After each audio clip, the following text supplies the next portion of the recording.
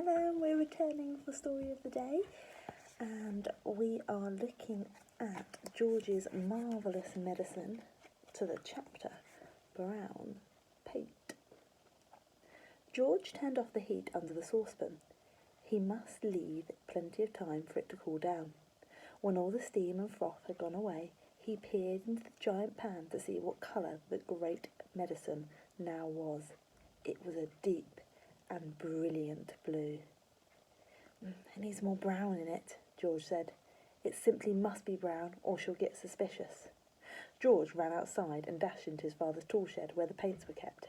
There were a row of cans on the shelf, all colours, black, green, red, pink, white and brown. He reached for the can of brown. The label said simply, "Dark brown gloss paint, 1 quart.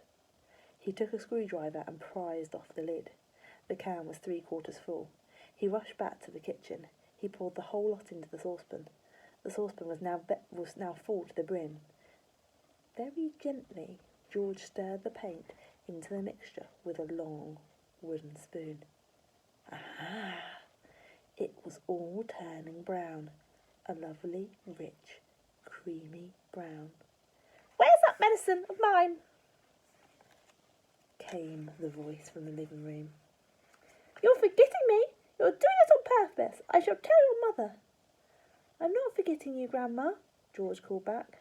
"I'm thinking of you all the time, but there are still 10 minutes to go." "You're a nasty little maggot," the voice screeched back.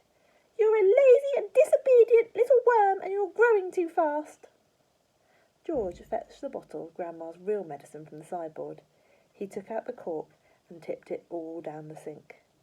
Then he filled the bottle with his own magic mixture by dipping a small jug into the saucepan and using it as a pourer.